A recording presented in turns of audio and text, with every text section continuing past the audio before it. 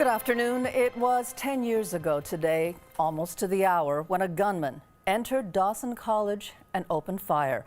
One student was killed, 16 others were injured. What we are watching now live is the commemoration ceremony that's underway at Dawson College. It's a gathering of survivors and their families, former and current students and faculty, and representatives from all levels of government. Paul is at Dawson College, and Paul, you're near the Peace Garden. Thanks, Masumi. Absolutely. I'd say we're about halfway through the proceedings here at Dawson College. Started about 11:20. Very moving, of course. The theme today, one of peace. It is a theme around which everyone in the Dawson community has consciously united since the days following the horrific shooting here 10 years ago. Today, that theme continues. And as much as it is a time to reflect upon the violence that occurred here 10 years ago, it's a time to recognize what has come from how a community united to oppose that violence in the years that followed. Caroline Van Vlartigan is here with me right now, and you know, you've been watching the ceremony as well. Just moving on so many different levels. So many levels, Paul, because we've got people here who were here that day. We've got students here who were not here yet, who are learning about all this for the first time, and we've got beautiful music, and of course the Director General of the college, Richard Filion, one of the first to speak. He said, "I've often been asked why hold this ceremony today?" And he said that it's twofold, really, the reason, because once they want to remember, they want to make sure that the family of Anastasia de Souza, that they're paid tribute for their courage, for everything they did afterwards, and all of the survivors as well, and the people that were here, and also because they really want to underline just how resilient the school has been. So this is one of the first points that he made during his speech just a few minutes ago. We want to celebrate the resilience of our community, who found the strength and motivation to engage with greater determination and faith in the achievement of our educational mission. This resilience, this ability to recover and even draw strength from a sudden shock has driven this community since the very first day and has led us to deepen and broaden the meaning of our commitment as educators. So a lot here to mark not only the pain of 10 years ago, but also just how much this community has moved forward. And he mentioned also this Peace Garden and all kinds of peace initiatives that the college will have throughout the week, so that this doesn't end with this ceremony. But there'll be lots more coming as well as Dawson really takes a leadership role in the community as peace builders. And I know there was uncertainty about the turnout, but the turnout today is just incredible. And look at this weather, beautiful weather too. The weather is beautiful as well. Thank you very much, Caroline. Now, of course, this is an event that affected so many Montrealers well beyond the campus we're on today. 10 years ago, they united in support of one another here, and Annie, some students and staff are doing it again today. They returned today to support one another once again. Well, you were mentioning turnout, Paul, and you know, this public ceremony, we weren't sure how many people would be here today. Seats for about 200 or 300 people. You can see behind us, it's standing room only.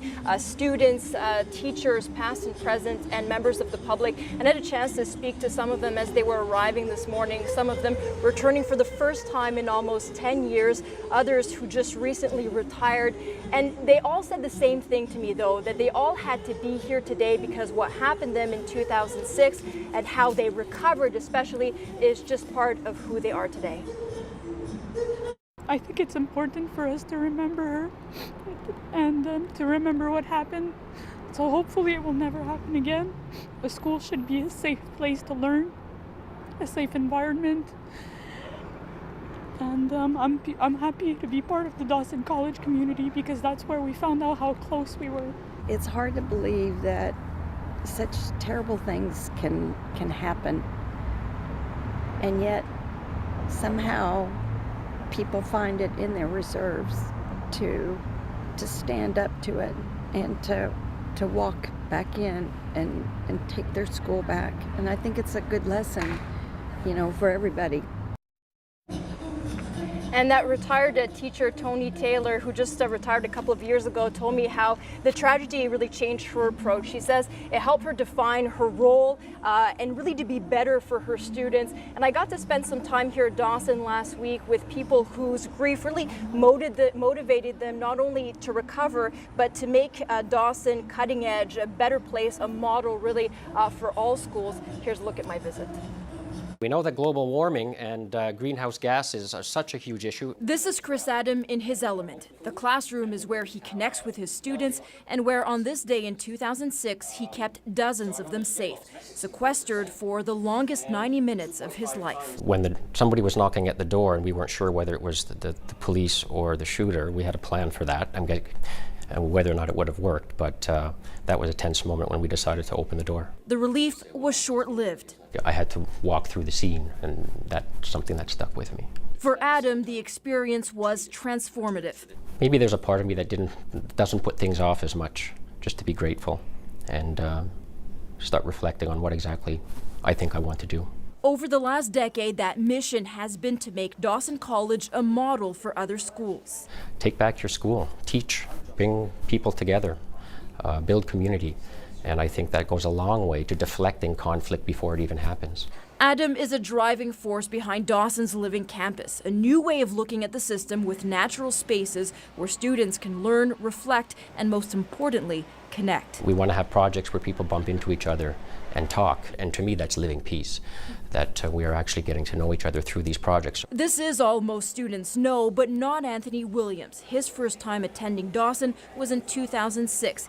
He was 17 and he remembers the disbelief and the solidarity. You saw it really start to blossom that day, but ever since the 10 years now coming back at Dawson, it's a completely different culture. We have to call Shanti. This time, Williams is student union president. He says fellow students, most of them a decade younger than he is, never ask about the tragedy.